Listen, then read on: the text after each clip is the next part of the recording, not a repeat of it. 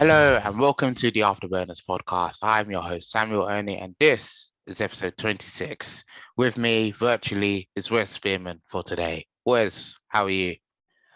Yeah, I'm pretty good, thanks. Yeah, I'm free of commentary now. I don't have to go traveling up and down the country again. Not not until next year anyway. How are you? I'm very well, thank you. Very well. I see you've been up and down the country. You've been to Durham, you've been to Leeds, you've been to Scarborough. Where haven't you been Yeah, for commentary? I know. Just anywhere in the north. Yeah, it's a long old Excuse trek me. from the southeast to the northeast, but yeah, it's been worth it. It's been brilliant. But yeah, enough of the cricket. Cricket season's over now. There's still some Formula One to get into. That's right, that's right. Well, and Formula One, it is. Last weekend we had the Russian Grand Prix. Well, I should say last weekend, just yesterday. We had the Russian Grand Prix in Sochi, and it was a great weekend actually. If you're well, it was a great one, but it wasn't a great one, especially if you're a McLaren fan. Being the good news is that Lando Norris got pole, which I thought was absolutely amazing, but sadly he couldn't convert the pole into a win. And yeah, Lando Norris Lando Norris spins out off the track on what is the penultimate lap in rainy Sochi, which ultimately cost him the race win. And like I said, if you're a McLaren fan, you're not happy. Whereas, tell me, how you Well, yeah. feeling? How you feeling? Well, as a McLaren fan, yeah, I'm gutted for Lando. He put Excuse in me. such a good performance in qualifying in those sort of changeable conditions, getting onto those slicks right towards the end. As you say, going pole.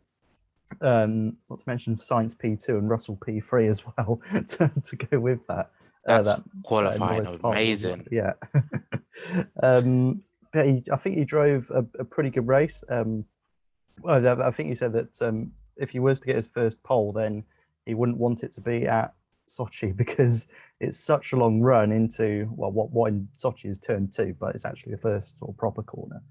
That essentially, if you start in second, then you've just got this sort of slipstream train essentially behind the driver who started on pole. So you've got a good chance if you started second of actually leading the race after turn two in Sochi, which obviously Carlos Sainz did. Luckily, Lando managed to get that top spot back a few laps later, and then yeah, I think he drove a pretty solid race. Didn't make many mistakes, if any, from what I remember watching the race back on Sunday. Excuse me. But yeah, it all boils down to those last sort of six laps, if Yeah, you like, lap 47 to final lap 53, when that rain did start to go. I think it was around turn five. It was something that I heard quite a lot on the TV. So if it was only happening at this sort of one part of the track, do they really need to change onto inters for the last six laps when it's only just affecting that one sort of part of the track? But obviously, as we know now, that the rain did fall a bit heavier and elsewhere on the track as well. So yeah, unfortunately, Lando's maiden win sort of slipped through his fingers, if you excuse the yeah. pun. Was he? Excuse me. Do you think he was right to not take up intermediate tires and to just continue on slicks till the end? Um, Was this a big well, risk?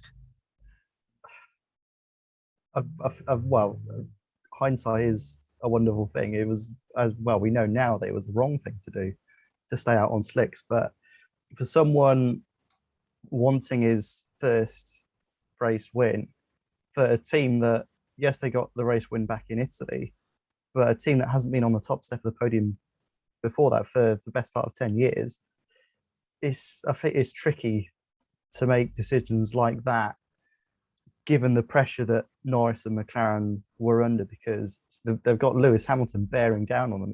He got into, I think, about 0.3 of a second just as the rain was sort of creeping in. And then once the rain came, they both started sort of slipping and sliding a little bit. Lewis dropped back to around about a second. Then ultimately, pitted 4 Inters with I think 2 or 3 laps to go. Yeah, the pressure that Norris would have been under, because 6 laps is around Sochi, around about 8 minutes, which really isn't a long time at all, or maybe 10 minutes. It's still it's no time at all Yeah. in Formula One. So maybe he thought, well, it's not that bad at the moment. Maybe we can just stick it out. It is only 10 minutes after all.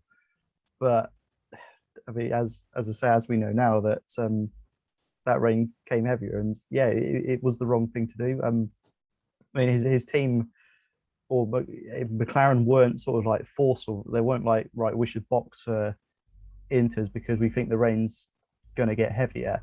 They just sort of kept asking Lando, because obviously he's out there, he knows the conditions, he feels how much grip he has with the slick tires on a increasingly damp track. Yeah. So they kept asking, well, what do you think about the Inters? And Loris was like, shut up, no, just let me focus on what I'm doing. Let me focus on driving. And yeah, whether it was his ego that stopped him from pitting, thought, right, I can do this on slicks on a damp track, or whether it was just inexperience and youthfulness, because he's only his early 20s is Lando Norris. So whether it was just the lack of experience from Norris thinking, oh yeah, it won't be that bad. But I think Crofty did say that as well. When that happened, that Hamilton has got loads of experience, 10+ years on damp tracks, compared to Norris, who's only been in the sport for the best of 4 years. So it comes down to experience, as Crofty said. Absolutely, and yeah, 7-time world champion behind you. I think Lewis had sort of the benefit of being second in that sort of situation, because he could then see how much Lando was struggling, how much grip he had compared to how much grip Hamilton himself had, because he was on tyres that were 2 laps older than what Norris had. So, but then again, 14, 15 years of racing experience does play a huge factor in that. And obviously, towards the end, Lewis did pit and was able to make up that sort of 25-second loss that he had during that pit stop phase, because the track just got so wet. I mean, Norris wasn't the only driver to spin out. We saw, was it Stroll spin out? I think just a few seconds after being asked by his engineer if it's okay to stay out. Gasly too. I can't remember. Gasly, yeah. There were just so many people.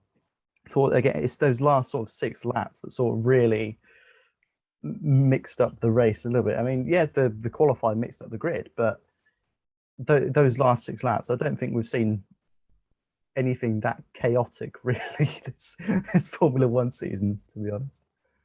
Yeah. Another big thing. I mean, it was gutting for Norris, but one man's pain is another man's gain, as they used to say. And Lewis Hamilton, or should I say Sir Lewis Hamilton, is now a centurion in Formula One. 100 race wins in Formula One. How do you describe Lewis Hamilton now? Well, or what he's achieved? Yeah, it's just an insane achievement, because I mean, F1's been going around for 71 years.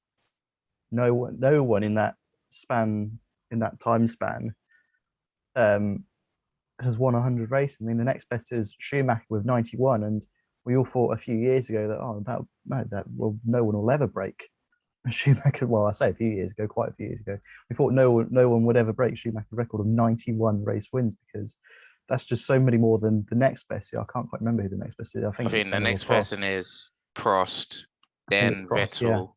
Yeah. Prost is Yeah. on 54. I think Vettel's on 51 or something. Yeah. It's just a ridiculous amount. And yeah, he's been racing since 2007, which, yes, is a long time, but you can compare that to the career spans of someone like Kimi Raikkonen, Rubens Barrichello, Fernando Alonso. Yeah. They've been racing for a long time as well. Maybe they weren't in the best sort of cars, and yes, Barrichello was essentially a number 2 driver to Schumacher. But to get 100 race wins is, I mean, that will never, ever, ever be broken as long as Formula One can. Which brings me to the next question. Will anyone else get 100 race wins? No, I don't. I genuinely don't think so. I mean, we all thought, as I said just a few minutes ago, that no one thought Schumacher's would have been broken at 91. Hamilton's now got 9 more than that. He's got a Yeah. whole Valtteri Bottas career wins more than Michael Schumacher. Sorry, Bottas. But it's just 100. You've to get 100 race wins. You've got to be a sensational driver, extremely skilled in all, not just dry conditions, but wet conditions as well. Um, you've got to have a good car, which Yeah. obviously Hamilton has had for the vast majority of his career. He lost the championship in his rookie year by 1 point to Kimi Raikkonen, then won it in 2008 again by just 1 or 2 points. Um, yeah, he joined Mercedes in 2013, where they weren't at the best. But again, come the hybrid era in 2014, he helped Mercedes design the car, build the car, had lots of input into how Mercedes have developed their cars, and now Mercedes are the most dominant team F1 has ever seen. So it comes down to a matter of things whether anyone will be as dominant as Mercedes again. I genuinely don't know. Um, I mean, Hamilton's just such a skilled driver, and obviously with experience, he just gets better and better. Really, yes, Red Bull have sort of taken the fight a bit to Mercedes this year, but Hamilton is just such a class above pretty much any other driver. Excuse me, on the grid currently. Mm. Um, and yeah, I don't think his record of 100. I mean, he'll probably get more this season. Let's face it. I imagine he'll get there's 7 races left, 8 races left now. I imagine he'll win at least At 2, least possibly 5. 3 of those. Oh, yeah. Yeah, well, it could well be 5 actually. Yeah. Yeah. Um, yeah, I was just on the side of caution a bit there, but yeah, it could well be half of those races quite easily. Um, and of course, he's not going to stop racing at the end of this year. So he's got 2022. Will he continue after that as well? He's just got so many more potential races. He could end up with 120, 130 race wins. That's something that I genuinely think we could be looking at. And I don't think that record will ever, ever be broken. As long as Formula One continues, whether Yeah. it will switch to, whether it will fade out and it will just be like electric cars, Formula E, that sort of stuff. But so long as there's petrol in the world, and Yeah. so long as, I mean, obviously not in the UK at the moment, Yeah. but as long as F1 continues, I don't think Hamilton's record of 100 plus race wins will ever, ever be broken. Yeah. Agreed. Um, he's also Hamilton. He's also a driver that you should never write off, even in like the most unlikeliest of situations. Like for example, if you were, I don't know, you're midway through a race and he's down in what P6, P7 with let's say what 10 laps to go, and you're probably in a difficult track on the calendar with 10 laps to go, you're in P7. You shouldn't write him off, should you? No, not at all. I mean, we saw that a sort of a similar situation to what you described there in Hungary this year, when he dropped down to the back of the grid and then at the end of the day finished P2 after that battle with Alonso. He's just such a crafty, experienced driver. And I mean, people will have debates about who's the greatest driver of all time. Is it Senna? Is it Prost? Is it Schumacher? Is it Hamilton? Is it Lauda? Is it Jim Clark? Is it people like that?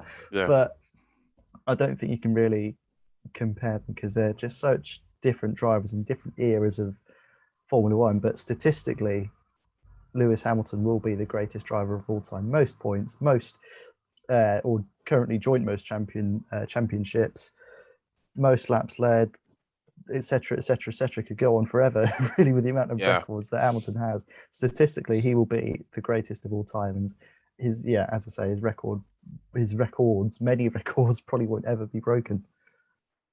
Indeed. And the next before we move on to well, his title rival, the next Grand Prix is a Grand Prix where he won title number 7. Do you know where that is? I do indeed. Turkey. It was supposed to be Turkey. Singapore. Obviously, that's dropped out due to Yeah. COVID. So Turkey back on the calendar. I'm sure we'll have a more in-depth sort of preview to that next week. Yeah. Yeah, I'm looking forward to it. I've heard rumors there's going to be a bit of rain around again at Turkey, so Oh, that could spice things up once more, like last year. Rain has been a big mention this season. In at least 3 or 4 races, we've had a lot of rain being the hot topic.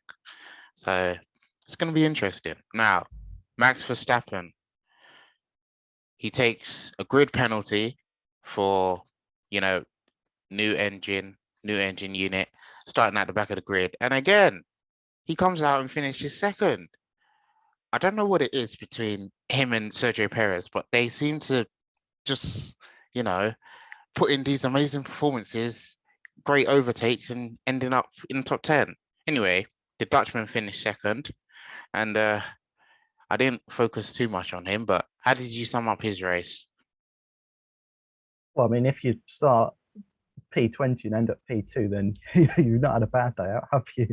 Um, I mean, he was obviously due that sort of free place grid penalty after the crash at Monza, but then he was going to take a new engine anyway, sort of essentially nullifies that free place grid penalty because he started the back Mm. anyway. I mean, a few other drivers took grid penalties as well. I think Leclerc, Giovinazzi, Loads. I think someone else took a grid penalty as well. So um, The I Haas think that was drive, about three or sorry, four. the Haas drivers must be thinking we could start at the front of the grid at this I point. know, yeah, I did see so. He say, "Oh, with the amount of drivers taking sort of engine penalties, might be a harsh one too by the end of, well, by the start of the race." Um, yeah, I think he drove a superb race. He's excellent in sort of changeable conditions, Max Verstappen. I think we saw that in Brazil, 2016, I think, um, where I'm just remembering going sort of round the outside of Rosberg in the pouring rain. But anyway, that was a few years ago. Getting back to this race, yeah, just another stellar drive from Verstappen. I think he did the best he could do, given he started at the back of the grid. Getting into P2, that's what 18 positions gained, really. Um, and yeah, it keeps the championship sort of um, debt, if you like, for lack of a better word. So just 2 points separating Hamilton and Verstappen. It just shows how close and how well sort of how much Red Bull has caught up. I suppose the last few years. Um, again, it just shows how good a driver Max Verstappen is. Yes, he's got a better car than last year, but is he on the level of sort of excuse me of sort of Hamilton? Can he win the championship, or can he win a championship in a non-Mercedes car for the first time since 2014 or 2013 rather? We could potentially see that, and I think races like that just prove that Verstappen, yeah, even if he does have a poor qualifying or gets a penalty or whatever, he's not out of the race at all. To climb through, as I say, 18 places, you don't see that too often in Formula One, unless it is, of course, one of the front runners. But yeah, another stellar drive, and again switched to Inters at the end, which obviously helped him get up to that sort of second position. But I'm just loving this title fight Yeah. this year. We haven't seen a season like this in Formula One since probably about 2010, when I think any number of three or four drivers could win it going into the last race at Abu Dhabi. But yeah, I'm just loving how close those two are battling, and how close, as I say, 2 points as Just separating two Hamilton and points. Verstappen at the moment. Where do you think the title will be won and lost? As in, with seven races to go, with the Middle East at the end, and we have Turkey coming up, and then we've got Mexico, United States, and Brazil to come in South America. Where do you think the race will be won and lost? Or what do you think it will come down to? I mean, I'm hoping for it to come down to the last race in Abu Dhabi. Um, because that's what you want in every F1 season. You want a close title fight that goes down right to the last race. B, Abu Dhabi has got some track changes to it, so it'll be interesting to see how those sort of, I suppose, elongated corners, they're getting rid of a few of the chicanes. See how that pans out in terms of action. And it'll be good to see sort of if that affects the championship in any way, if it does get down to the last race of the season. I think what could be key is if one of the drivers has a DNF and the other driver gets, say, like a podium or something. Mm. So let's say for example, in a couple of weeks' time in Turkey, Hamilton wins and Verstappen, say if it is a wet race, manages to crash out or something like that, I think that will decide the championship really, Mm. because hypothetically speaking, if Hamilton wins the race, gets past that, that's another 26 points. So Max will have to essentially claw back 28 points over the course of 6 races. Yeah. And if Hamilton's finishing P2 every time, he might just be able to do it. I can't remember I can't look out the maths on that at the moment. But I just want it to come down to the last race in Abu Dhabi. I mean, if it's won before that, then fair play to whoever wins it, because it's such a close battle. As I keep saying, 2 points. So I think if the races go the way as we've seen this year, then it will go down to Abu Dhabi, the last race of the season, and I'm just looking forward to that immensely. Even if it is Abu Dhabi, a traditional boring track, a dull finish to the season, but fingers crossed the track changes can provide better racing, and if we get a close championship, then I honestly wouldn't mind if it's that dull of a race, because Yeah. if whoever's in second going into Abu Dhabi then wins the race, then fair play, hats off, they win the championship. So Mm. I'm just hoping for a close finish to the season, really. Yeah. Yeah. And to finish off, well, Hamilton got 100 points. Sorry, 100 wins with the race win. And then Verstappen. But I want to also talk about the drivers also in the top 10. Carlos Sainz, Daniel Ricciardo. I don't know who finished 5th, but Fernando Alonso as well got Alpine in the top 6. What do you make of that? Um, yeah, I mean, Carlos Sainz has had a brilliant weekend all round. I think, as I said earlier, qualifying second place, and then, managed to keep it on the podium. It's second podium this year after Monaco, if I remember rightly. I think he's points wise, he's there or thereabouts with Charles Leclerc, if not higher. He's actually got more points. I've just had a look now that he got more points than Charles Leclerc by not by much, by 8.5 points. Everyone because Charles Leclerc's got this sort of multi-year, I think the longest contract anyone's ever gotten when racing for Ferrari, and Sainz has just joined the team this year. I think to at the moment outscore your teammate, who was essentially the number one driver at Ferrari, is an outstanding achievement. And there's a few more races to go. Just a great weekend for Carlos Sainz. The other drivers you mentioned as well, Ricciardo, another solid weekend for him in the points. More points from McLaren. Always love that. Yes, it's not at the end of the day what McLaren wanted, but again, another double points finish for them. Yeah. Fernando Alonso, I think he was he unlucky to miss out on a podium? I'm not too sure. But again, another brilliant drive for him. Again, another experienced driver used to racing in changeable conditions. Managed to get P6 at the end, where he started, yes, but when you got drivers like Verstappen, Bottas making their way up through the rear, Bottas, another one who took an engine penalty, started P16. It's just great to see some of those teams who have struggled a little bit this year. I think it's fair to say, particularly for Ferrari, a little bit for Alpine as well, to just get some solid points behind them. Again, get more confidence in the driver's own sort of skills in the cars.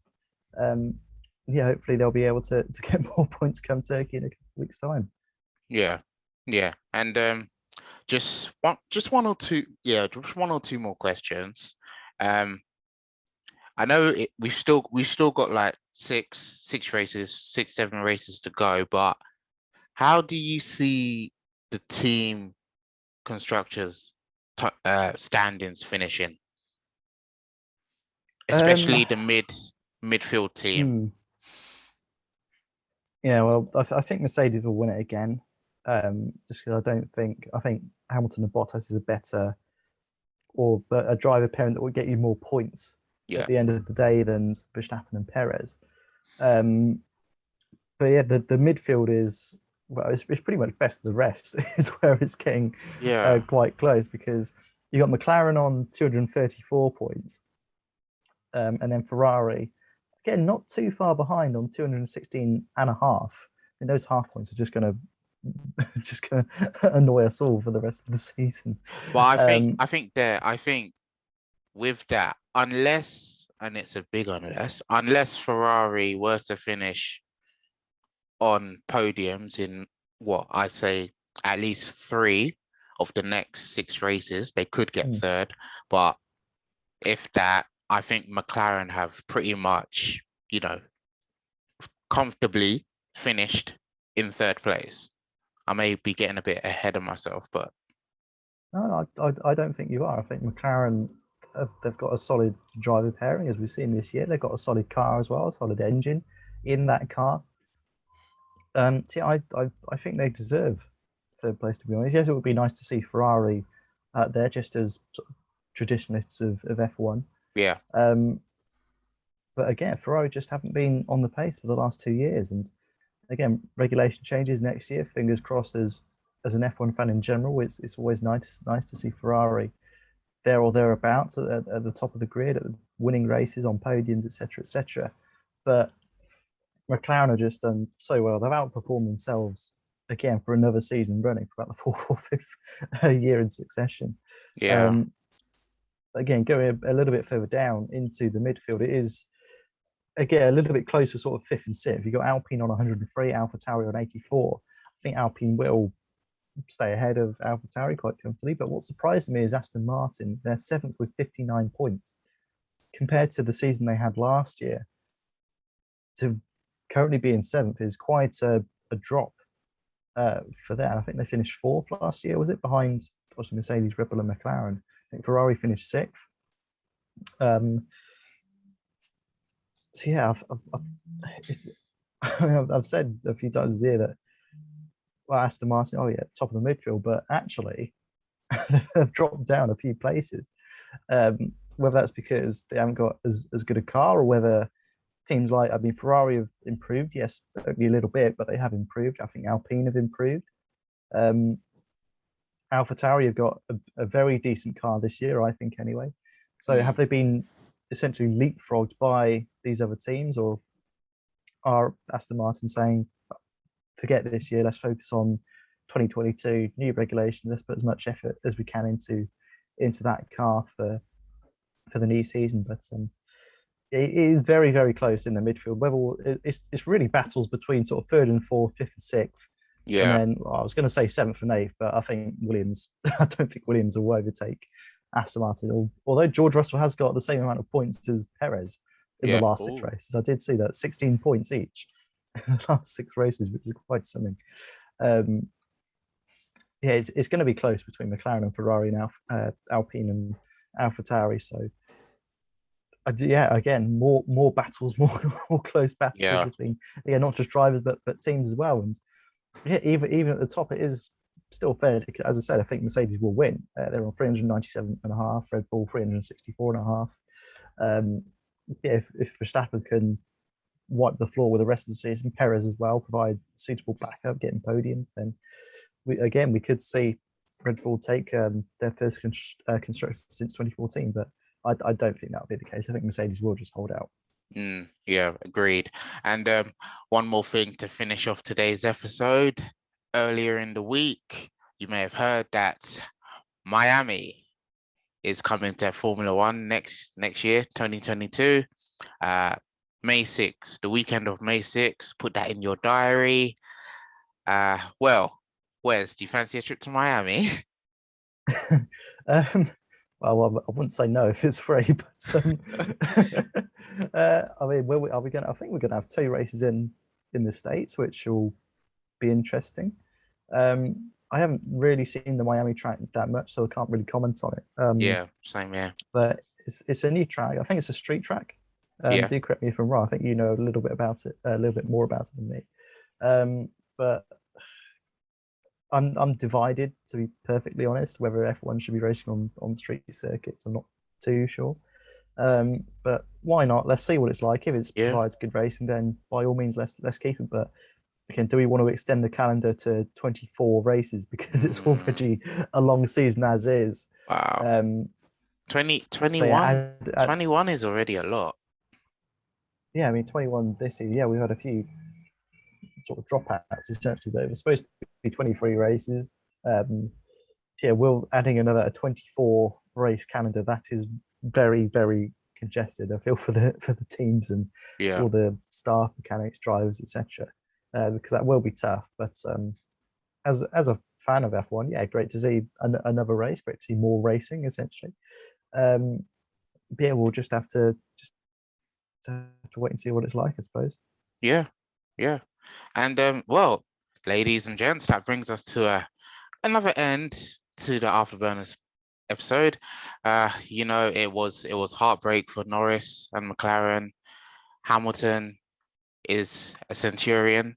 And in the next week, couple of weeks, we are back again in Turkey, where Hamilton won his 7th World Championship. And well, this has been the Afterburners podcast. I've been your host, Samuel Oni, and it's a goodbye from me. Bye bye. And it's a goodbye from Wes. Bye bye. And we will see you next time on the Afterburners podcast.